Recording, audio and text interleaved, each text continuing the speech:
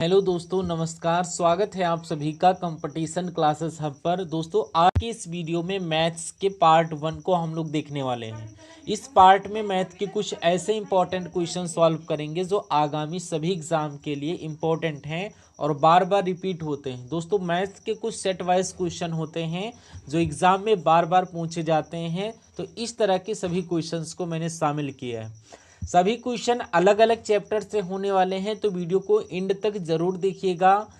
दोस्तों, यहाँ पर मैं आपको एक लाइन में क्वेश्चन को सॉल्व करने का तरीका बताऊंगा। अगर एक लाइन में सॉल्व करने का तरीका मैं नहीं बता पाया तो वीडियो को छोड़कर चैनल को अनसब्सक्राइब करके चले जाना। तो ये मेरी गारंटी है कि आप किसी भी प्रश्न को एक लाइन में सॉल्व कर सकते हो, चाहे वो कौन सा भी चैप्टर हो। तो स्टार्ट करते हैं क्वेश्चन नंबर 1 से।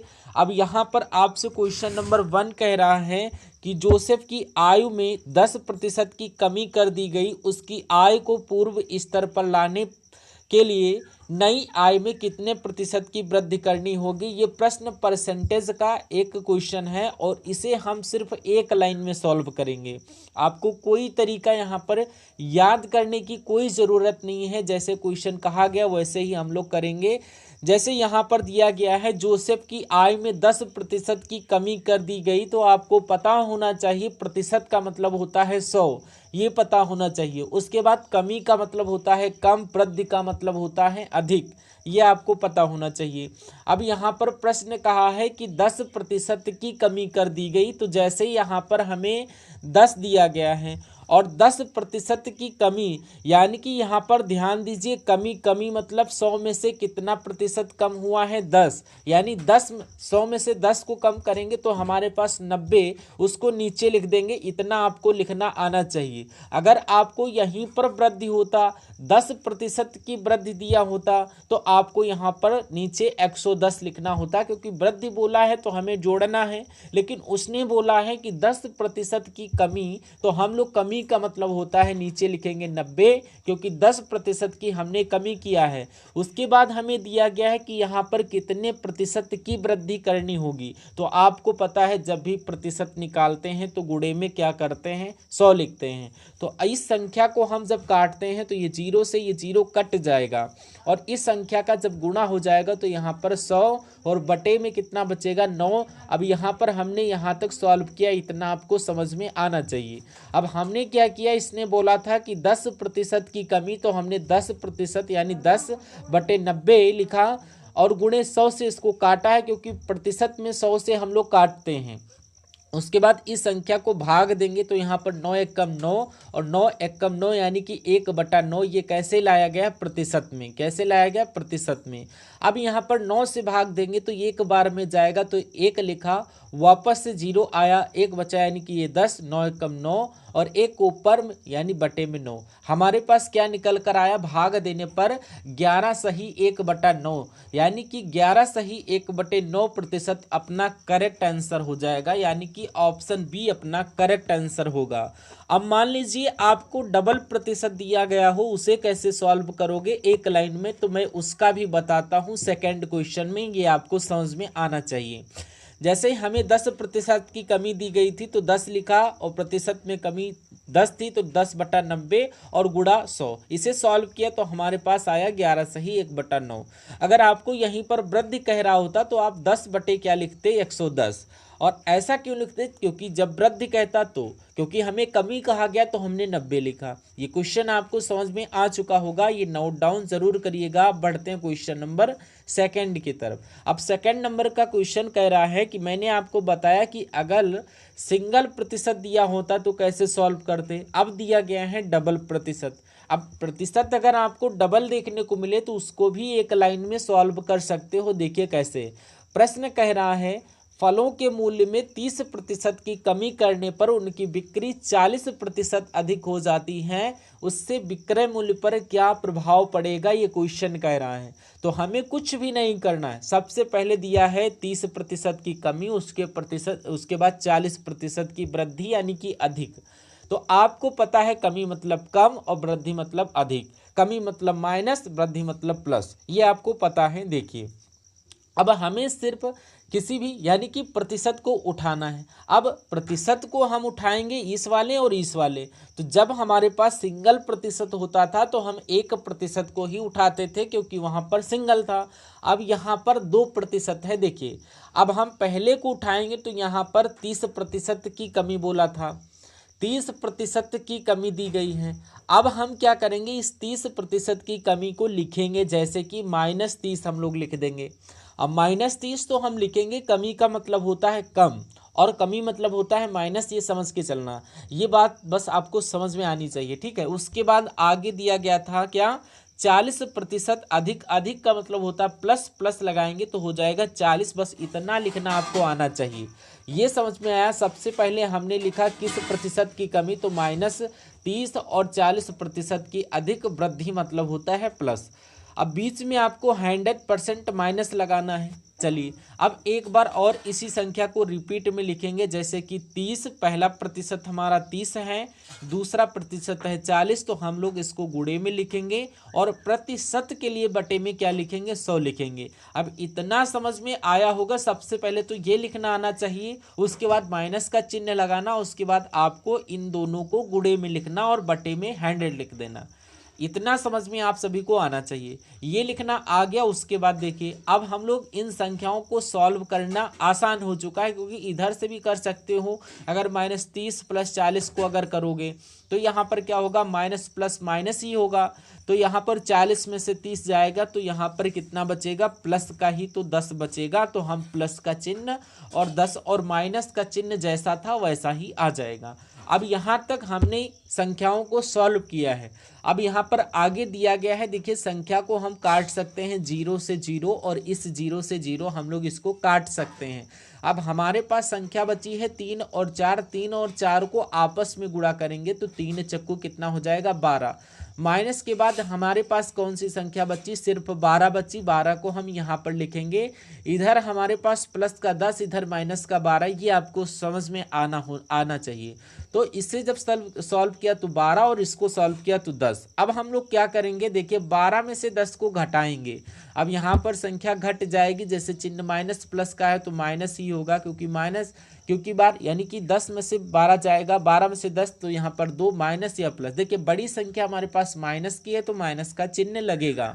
तो ये हमारे पास प्रतिशत में कितना लिखा, -2% निकल कर आया और यहाँ पर माइनस में निकल कर आया। तो माइनस का मतलब होता है कमी। क्या होता है, कमी। कमी देखेंगे तो यहाँ पर 2% की कमी होगी। विक्रय मूल्य पर क्या प्रभाव पड़ेगा, तो 2% की कमी। ऑप्शन में अगर देखोगे तो ऑप्शन डी अपना क्या होगा, करेक्ट आंसर हो जाएगा, 2% की कमी। अब प्रश्न को समझिए। देखिए सबसे पहले हमने क्या किया, पहले वाले प्रतिशत को यहाँ पर हमने उठाया था तो यहाँ पर 30% की कमी और यहाँ पर 40% अधिक, तो हमने +40 और माइनस का चिन्ह लगाया। उसके बाद बटे में हमने क्या किया कि सबसे पहले 30 लिखा था, उसके बाद 40 दिया था तो 40 लिखा, इन दोनों को गुणे में लिखा, उसके बाद बटे में 100 यानी कि उसको, क्योंकि प्रतिशत है तो उसको 100 लिया और इस संख्या को सॉल्व किया तो हमारे पास प्लस का 10 और इनको जब सॉल्व किया तो हमारा यहाँ पर 12 आया और माइनस का चिन्ह वैसा ही लगा है जैसा कि यहाँ पर 12 लिखा गया है। और इन सारी संख्याओं को जब सॉल्व किया +10 -12 तो हमारे पास -2 निकल कर आया और -2 की कमी है तो ऑप्शन डी में दिया गया है। ऑप्शन डी अपना करेक्ट आंसर हो जाएगा। आपको समझ में आया होगा। अब जब भी आपको सिंगल और डबल प्रतिशत को क्वेश्चन देखने को मिले तो आप लोग आई होप आसानी से सॉल्व कर सकते हो और इस क्वेश्चन को 2 से 3 बार जरूर प्रैक्टिस करिएगा। अब क्वेश्चन नंबर 3 की तरफ बढ़ते हैं। 3 नंबर का क्वेश्चन कह रहा कि प्रथम 100 धन पूर्णांकों का औसत कितना है। तो यहाँ पर आपको पता है प्रथम 100 धन पूर्णांकों का औसत कितना है। जब भी इस टाइप का क्वेश्चन पूछे, अगर आपको प्रथम 50 दिया गया हो या प्रथम 10 दिया गया हो, धन पूर्णांक हो, तो प्रथम 100 धन पूर्णांक यानी कि यहाँ पर 50 धन पूर्णांक हो या प्रथम 10 पूर्णांक हो, इनका औसत पूछे तो आपको क्या करना है। देखिए हमें कुछ नहीं करना है। इसमें प्रश्न में कह रहा प्रथम 100 धन पूर्णांकों का औसत कितना है, तो हम सीधे इस 100 में क्या करेंगे, प्लस का 1 करेंगे और प्लस का 1 करने पर ये हमारे पास हो जाएगा 101। जब भी हमारे पास ऐसा क्वेश्चन दिया गया हो तो 2 से भाग दे देंगे, या प्रथम 100 धन पूर्णांक या 50 धन पूर्णांक किसी भी संख्या का धन पूर्णांकों का औसत पूछे प्रथम, तो आपको क्या करना, 1 जोड़ करके 2 से भाग दे देना है। हम इसमें 1 जोड़ के 2 से भाग देंगे, 2 पंचे 10, भाग नहीं गया तो 0, यहाँ पर 1 बचा तो दशमलव लगाएंगे, तो यहाँ पर 2 पंचे 10, तो ये हमने काट दिया इधर देखिए, और हमारे पास 1 बचा तो भाग नहीं गया, 0 लगाते तो हमारे पास क्या हो गया, दशमलव लगा करके यहाँ पर 0 बढ़ा देंगे, तो ये भी हमारा 2 पंचे कितना हो जाएगा 10, यानी कि 50.5 अपने पास ये निकल कर आएगा। ऑप्शन में देखेंगे तो ऑप्शन में 50.5 ऑप्शन नंबर सी में दिया गया है, तो ऑप्शन सी वाला अपना करेक्ट आंसर हो जाएगा। तो आपको क्या करना है, जब भी प्रथम 100 धन पूर्णांकों का औसत कितना है पूछे तो आपको 1 जोड़कर 2 से भाग दे देना है। अगर यहीं पर 50 होता तो भी हम 1 जोड़कर 2 से भाग देते, जैसे कि 51 में 2 का भाग देते, ऐसा। तो ये आप लोग याद रखना, स्टेप इंपॉर्टेंट है। अब बढ़ते हैं क्वेश्चन नंबर 4 की तरफ। क्वेश्चन नंबर 4 दिया गया है, किसी वस्तु को, यहाँ पर दिया गया किसी वस्तु को 100 रुपये में बेचने से एक व्यक्ति को 20 रुपये का लाभ होता है, उसका लाभ प्रतिशत कितना है। अब यहाँ पर प्रश्न लाभ और हानि का है, तो इसे भी एक लाइन में कैसे सॉल्व कर सकते हो। जैसे कि क्वेश्चन कह रहा है किसी वस्तु को 100 रुपये में बेचने से एक व्यक्ति को 20 रुपये का लाभ हो गया। मान लीजिए किसी वस्तु को आपने 100 रुपये में खरीदा, और वो वस्तु को खरीदने पर हमें कितने प्रतिशत 20 रुपये का लाभ हुआ है, यानी 20 रुपये का प्रॉफिट हुआ है। तो इसका मतलब ये है कि वो वस्तु वास्तव में 80 रुपये में आनी चाहिए थी। तो यहाँ पर इसका मतलब ये है कि वस्तु 80 रुपये में आ रही थी, तो हमें कितने का लाभ हुआ, 20 रुपये का। तो प्रश्न यही कह रहा है। तो यहाँ पर देखिए, किसी वस्तु को हमने क्या किया, खरीदा, हमें कितने का लाभ हुआ, 20 का लाभ हुआ है। ये भी याद रखना कितने रुपए का लाभ हुआ, तो 20 रुपये का लाभ हुआ, तो हमने यहाँ पर 20 रुपये लिख दिया। अब यहाँ पर जब किसी वस्तु को आपने 100 रुपये में खरीदा या बेचा तो लाभ 20 का हुआ, तो यहाँ पर हमने 20 लिखा। तो अब हमें ये पता है कि जब पुस्तक में 20 का लाभ हुआ है या वस्तु 80 रुपये में आती है, तो वस्तु 80 रुपये में आती है वास्तविक रुपये में, तो हम बटे में क्या लिख देंगे, 80 लिख देंगे। अब ये वस्तु को क्या करेंगे, प्रतिशत में पूछा गया, तो उसका लाभ प्रतिशत पूछा गया, तो प्रतिशत का मतलब होता है 100। ये आप सभी को पता है, इतना आप सभी को लिखना आना चाहिए। अब आपने 20 कहाँ से, यानी 20 रुपये का लाभ हुआ, तो हमने इस 20 को लिखा, और तो हमने यहाँ पर 20 को उतार लिया। अब देखिए 100 रुपये में बेच रहे हैं, बेचने पर एक व्यक्ति को 20 का लाभ हुआ। इसका मतलब ये है कि वो वस्तु 80 रुपये में आ रही थी। कितने रुपये में, 80 रुपये में। तो 80 को हमने क्या किया, नीचे लिखा, और प्रॉफिट को हमने ऊपर लिखा। इतना लिखना आप सभी को आना चाहिए। उसके बाद यहाँ पर पूछा था कि उसका लाभ प्रतिशत कितना है। प्रतिशत निकालने के लिए हमें गुणे में 100 लगाया। अब देखिए हम लोग इसको सॉल्व करते हैं। अब देखिए यहाँ पर 20 से सीधे भी काट सकते हो, 20 से कम 20 और 20 चक्कू 80, ऐसे भी काट सकते हो।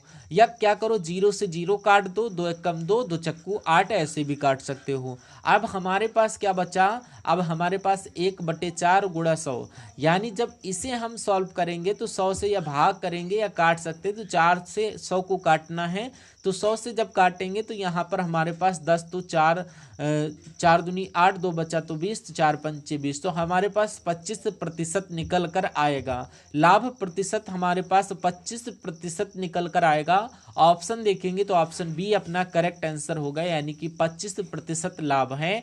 तो आप सभी का right answer option number B के साथ, यानी कि जो वस्तु यहाँ पर 80 रुपये की थी, हमें 20 रुपये का लाभ हुआ था, वो कितने प्रतिशत का, 25% का। तो 25% ऑप्शन नंबर बी में दिया गया था, तो ऑप्शन बी अपना करेक्ट आंसर हो जाएगा।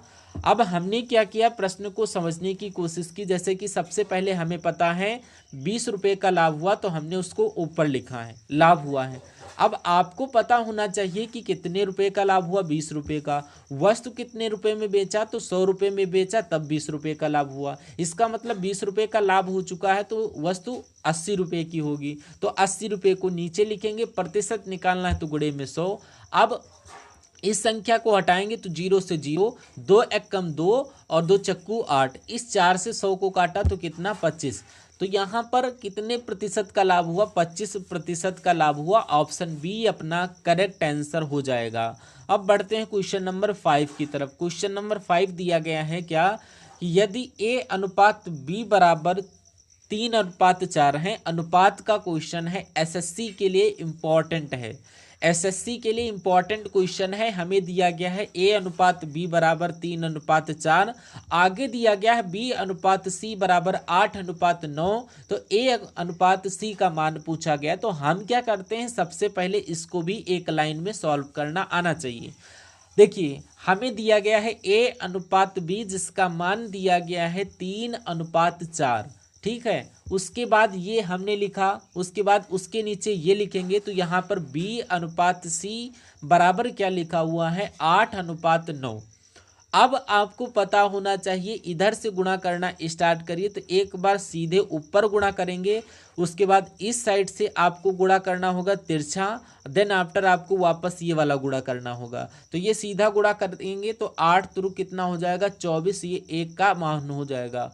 उसके बाद हमने ये वाला गुणा किया तिरछा वाला, यानी 8 का 4 से करोगे तो ये टेढ़ा वाला जब आप करोगे तो यहाँ पर 8 चक्कू कितना हो जाएगा? 8 चक्कू 32 हो जाएगा। अब ये वाला हमारा खत्म हुआ तो ये आपका ऊपर वाला ये करेंगे, 9 चक्कू कितना होता है? 36। तो सबसे पहले देखिए यहाँ पर 36 लिखा, पहले हमने गुणा किया 8 का 3 से तो 32 आए 24, और यहाँ पर 8 का 4 से किया तो यहाँ पर 32 और ये 36। तो ये हमारा किसका? ए का मान आ जाता है, ये बी का मान आ जाता है, ये सी का मान पूछा है। तो हमें पूछा गया है ए अनुपात सी का मान, तो ये हमारा ए और ये है सी, तो इसका मान बताना है। तो सबसे पहले हमें इन संख्याओं को काटना है कि ये संख्या एक ही पहाड़ा से कटनी चाहिए, इतनी बात ध्यान रखना। तो 4 छंग 24, ये ए का मान हो गया। उसके बाद चरवट 32 होता है, ये 8 का, ये बी का मान आ गया। और उसके बाद 4 9 या 36, ये मतलब क्या हो गया? 9 आया है, 9 किसका मान है? सी का मान है। तो अब देखिए हमें तो पूछा है सिर्फ ए और सी का मान, तो हमें इससे सिर्फ मतलब है। अब ये 6 और 9 किससे कट रहे हैं? तो 6 और 9 यहाँ पर देखिए 3